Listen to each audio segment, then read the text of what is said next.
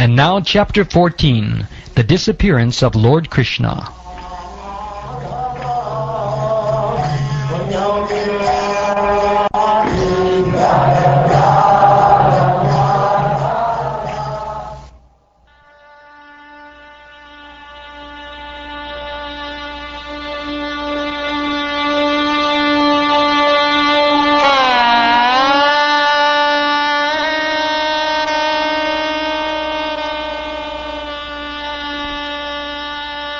Sri Sutta Goswami said, Arjuna went to Dwarka to see Lord Sri Krishna and other friends, and also to learn from the Lord of his next activities. A few months passed, and Arjuna did not return. Maharaj Yudhishthira then began to observe some inauspicious omens, which were fearful in themselves. He saw that the direction of eternal time had changed, and this was very fearful. There were disruptions in the seasonal regularities.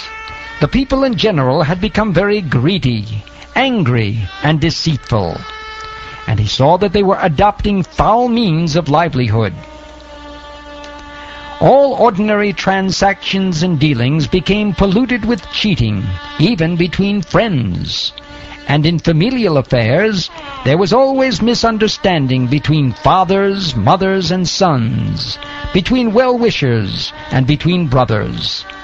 Even between husband and wife, there was always strain and quarrel.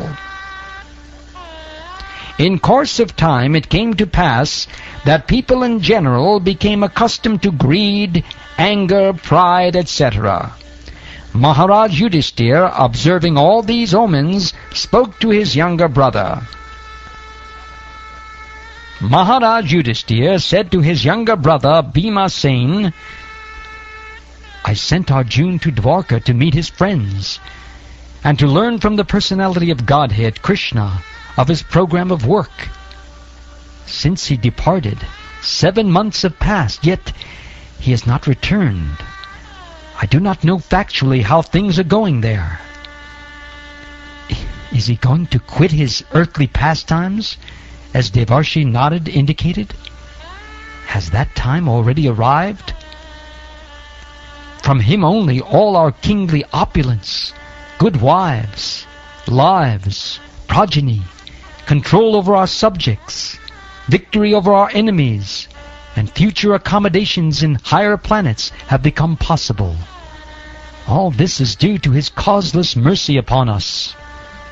Just see, O man with a tiger's strength, how many miseries due to celestial influences, earthly reactions, and bodily pains, all very dangerous in themselves, are foreboding danger in the near future by deluding our intelligence.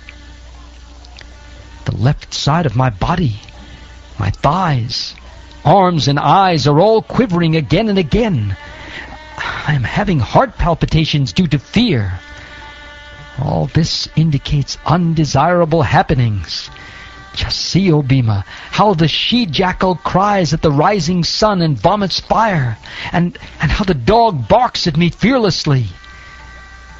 O Bhimasena, tiger amongst men, now useful animals like cows are passing me on the left side, and lower animals like the asses are circumambulating me. My horses appear to weep upon seeing me. Just see, this pigeon is like a messenger of death. The shrieks of the owls and their rival crows make my heart tremble. It appears that they want to make a void of the whole universe. Just see how the smoke encircles the sky. It appears that the earth and mountains are throbbing. Just hear the cloudless thunder and see the bolts from the blue.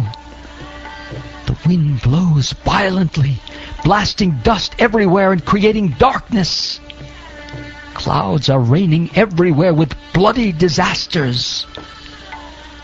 The rays of the sun are declining. and the stars appear to be fighting amongst themselves.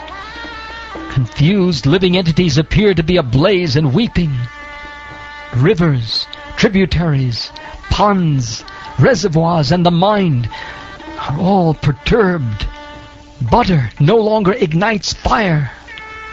What is this extraordinary time? What is going to happen?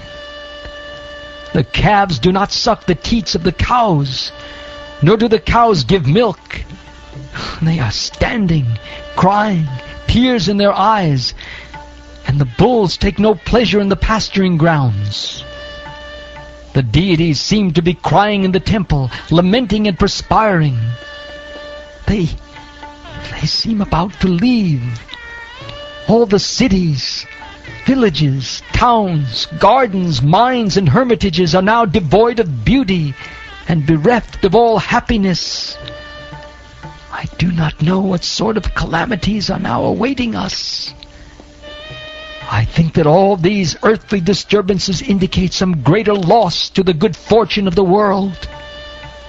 The world was fortunate to have been marked with the footprints of the lotus feet of the Lord.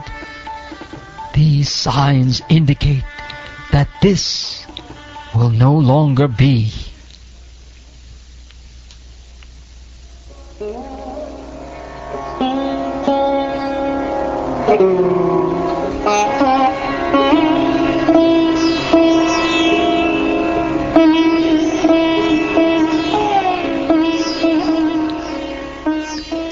O Brahmin Shonaka, while Maharaj Yudhishthira, observing the inauspicious signs on the earth at that time, was thus thinking to himself, Arjuna came back from the city of the Yadus, or Dwarka. When he bowed at his feet, the king saw that his dejection was unprecedented. His head was down, and tears glided from his lotus eyes. Seeing Arjuna pale due to heartfelt anxieties, the king, remembering the indications of the sage Narad, questioned him in the midst of friends. Maharaj Yudhishthira said, My dear brother, please tell me whether our friends and relatives, such as Madhu, Bhoja, Dashara, Adha, Satvata, Andika, and the members of the Yadu family are all passing their days in happiness. Is my respectable grandfather Shurasena in a happy mood? And are my maternal uncle Vasudeva and his younger brothers all doing well? His 7 wives, headed by Devaki, are all sisters. Are they and their sons and daughters-in-law all happy? Are Ugrasena, whose son was the mischievous Kamsa, and his younger brother still living? Are Adhika and his son Kritavarma happy?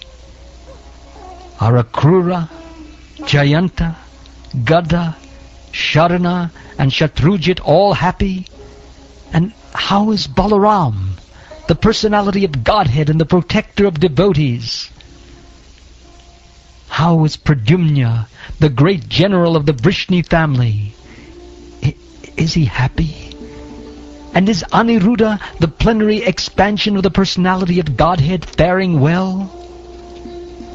Are all the chieftain sons of Lord Krishna, such as Sushena, Charudeshna, Samba, the son of Jambavati, and Rishabha, along with their sons, all doing well?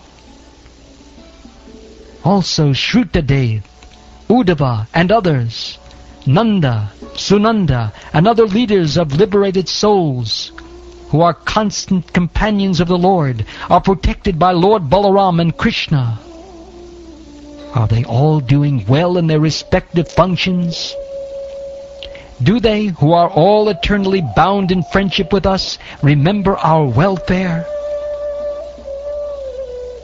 Is Lord Krishna, the Supreme Personality of Godhead, who gives pleasure to the cows, the senses, and the Brahmins, who is very affectionate towards his devotees, enjoying the pious assembly at Dwarkapuri, surrounded by friends? The original personality of Godhead, the enjoyer and Balaram, the primeval Lord Ananta, are staying in the ocean of the Yadu dynasty for the welfare, protection, and general progress of the entire universe. And the members of the Yadu dynasty, being protected by the arms of the Lord, are enjoying life like the residents of the spiritual sky. Simply by administering comforts at the lotus feet of the Lord, which is the most important of all services, the queens at Dwarka, headed by Satyabhama, induced the Lord to conquer the demigods. Thus the queens enjoy things which are prerogatives of the wives of the controller of thunderbolts, Indra. The great heroes of the Yadu dynasty, being protected by the arms of Lord Sri Krishna, always remain fearless in every respect, and therefore their feet trample over the Sudharma assembly house, which the best demigods deserved, but which was taken away from them. My brother Arjun, please tell me whether your health is all right. You appear to have lost your bodily luster.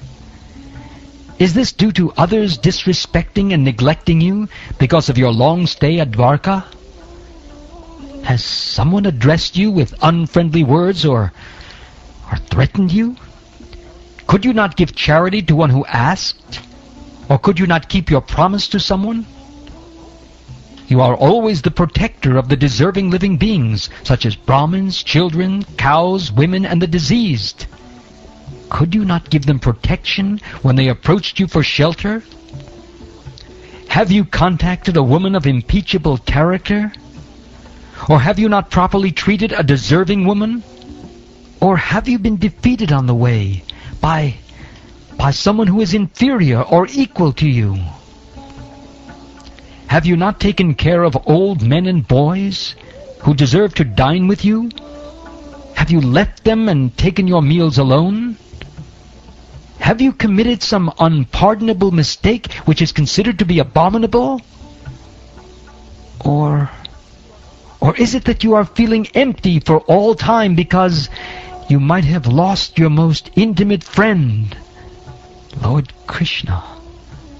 Oh, my brother Arjun, I can think of no other reason for your becoming so dejected.